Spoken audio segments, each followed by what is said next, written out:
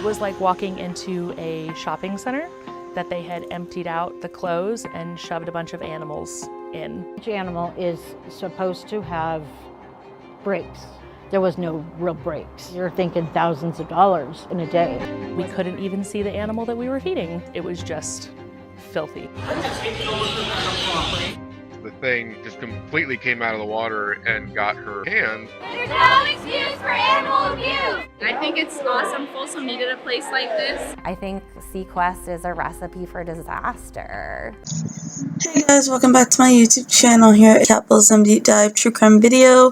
Today I want to do the topic of pure evil files, SeaQuest industry files, capitalism, true crime, alleged allegations, etc. Disclaimer. Before we get started, all my YouTube videos related to this topic will be on the screen right now, as well as down in the YouTube description down below if you'd like to check them out for more. Also, disclaimer, everything in this YouTube video is allegedly, by the way. Number 2, I do support zoos and aquariums. I have my own reasons as to why this is in a YouTube video I've made. But the SeaQuarium is one I can't support because the animals seem to have really small enclosures for the mammals, and they are constantly letting guests interact with the animals. The animals never seem to really get a break from it or get away from the guests, unlike zoos. And in my personal opinion, this is nothing like a zoo or actual aquarium. The animals are, in zoos are not forced to interact with people like that. SeaQuest reminds me of a mini version of Miami Seaquarium or SeaWorld. Like if they had an actual orca they could fit into the establishment, I really feel like they would if they could. But they can't do that obviously because they are too small. But that's just the vibe that I get from this whole situation. Amanda Turner walked in and was quoted in saying of SeaQuest, "I guess I kind of expected things to get more along the lines of a zoo or the Monterey Bay Aquarium where you walk in and it's just a certain way about the zoo or animals. It was like walking into a shopping center mall that they had emptied out the clothes and shoved a bunch of animals in instead. We couldn't even see the animals we were feeding," said Turner. When it came to feeding the otters in the facility, it was like a tube that came through the glass and you just saw a little hand stick out and you hand it food. It was absolutely filthy and the smell is horrendous in there. But it's not just fish. The company prides itself on having wild animals as well from different parts of continents, from only SeaQuest location in California. So ABC 10 decided to go to SeaQuest and get a first-hand look for themselves, an investigation.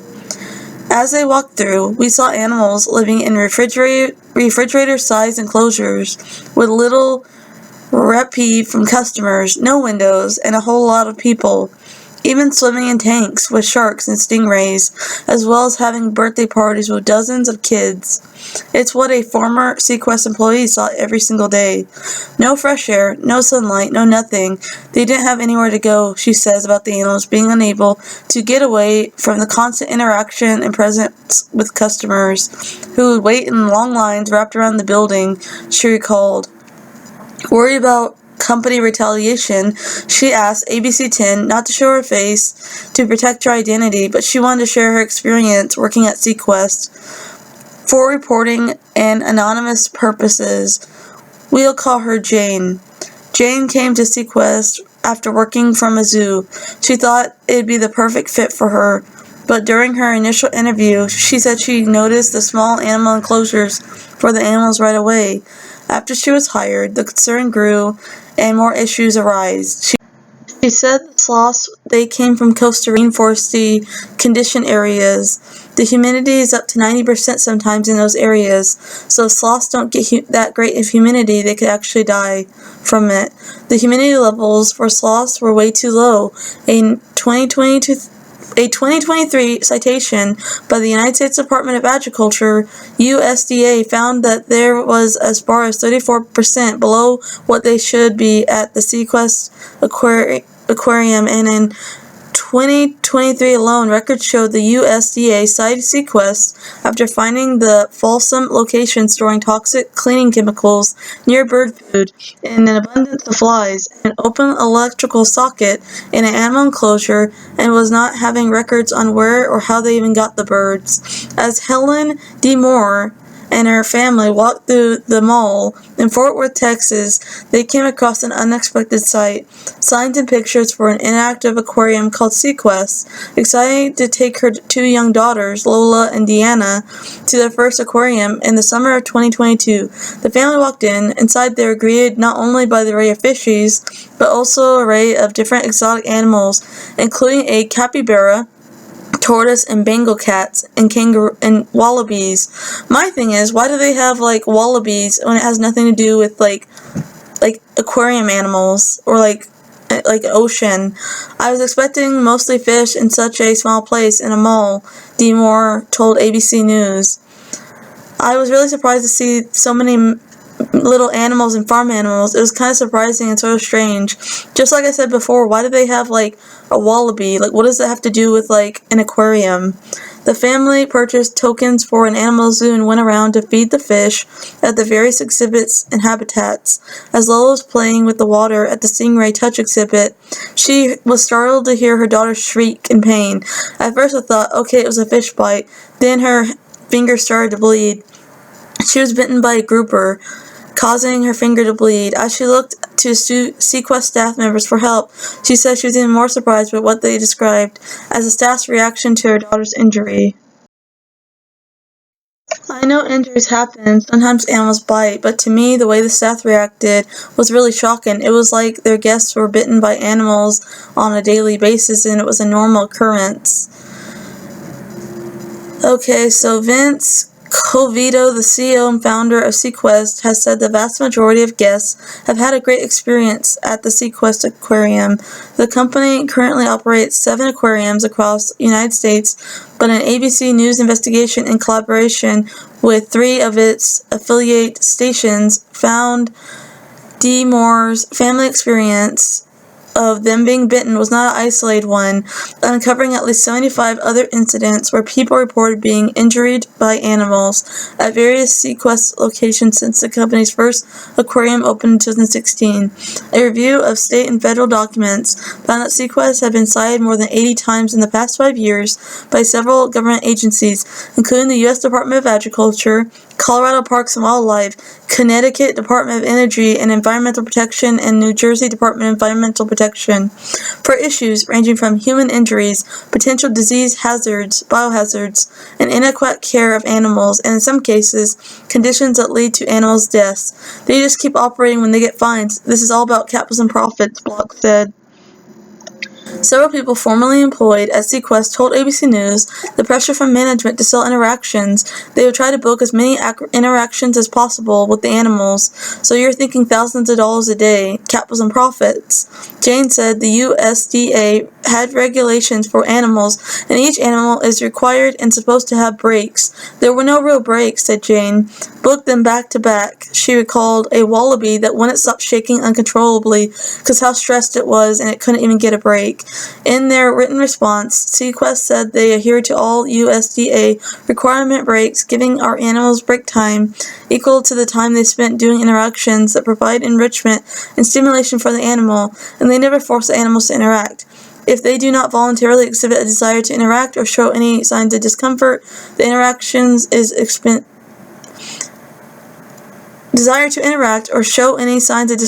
interactions are suspended. That's not what ABC 10 witnessed during their visit. During the parakeet interaction, the birds were not coming up to customers with the food. They didn't seem interested in the food. A SeaQuest employee responded saying, "They're full. They're tired. So I'm going to give you guys 2 options. You can leave now and I'll return your token. Number 2, stay in here and we'll keep trying." Jane said employees are encouraged to prioritize interactions over animal care and animal welfare. Since SeaQuest was always short-staffed, she said, it was hard to keep up with the demand of the care of the animals. At the SeaQuest facility in Roseville, Minnesota, ABC affiliates KSTP obtained several internal messages sent among employees. In April 2023, through June of that year discussing the otter exhibit and whether or not otters were current on their rabies vaccinations. According to the internal messages, a veterinarian flagged the director of wildlife last April that the otters are past due for their rabies vaccinations since January and cannot be on interaction until they're up to date with their rabies vaccinations. The director asked if they could continue the interaction because the plexiglass made the bite nearly impossible. The messages showed the vet said no. 2 months later, in June 2023, the vet warned that she learned the interactions had been occurring while the otters were supposed to be in quarantine following their vaccination, directly in violation of the Animal Welfare Act. According to the internal messages, some former employees say it was the deaths of animals that motivated them to speak out to the public and be whistleblowers. It was like a dice roll when animals got to see the vet, who used to work there at the SeaQuest location in Woodbridge, New Jersey, told ABC News, adding that there were also roach infestations and facility and management was super out for money. In response to this investigation with ABC News, the company said the number one priority for SeaQuest, above all, is to ensure the health and safety of our animals and provide a high quality of life. Jane, the employee, disagrees. To her, cash was king, and SeaQuest jungle of the animals. Quality of life was sacrificed at the expense of money, so much so she saw a few animals die during her time working there. SeaQuest had closed its doors, cages, and fish tanks on February 4th, setting off mass migration of creatures across Denver. Denver Zoo rescues more than 100 animals from the closed SeaQuarium. Denver Zoo is now home to 130 more animals after acquiring them from the recently closed SeaQuest Aquarium in Littleton. SeaQuest closed for good on February 4th following multiple citations and accusations of animal welfare concerns. Along with the downtown Denver Aquarium, the zoo acquired several of SeaQuest aquatic creatures, including a variety of fish, reptiles, sharks, and wallabies. SeaQuest closed for good, citing the animal welfare concerns. Some of the animals that they had got were a kneel-billed toucan, red-necked wallabies, African pancake tortoises, and a new-tongue skink. Guests can't see those animals yet, but some of the newcomers are already on display inside Tropical Discovery, the zoo's indoor rainforest exhibit.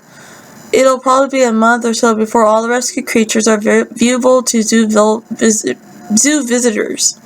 Part of why we're so passionate this is we get to learn about how to advance animal care in zoos and aquariums.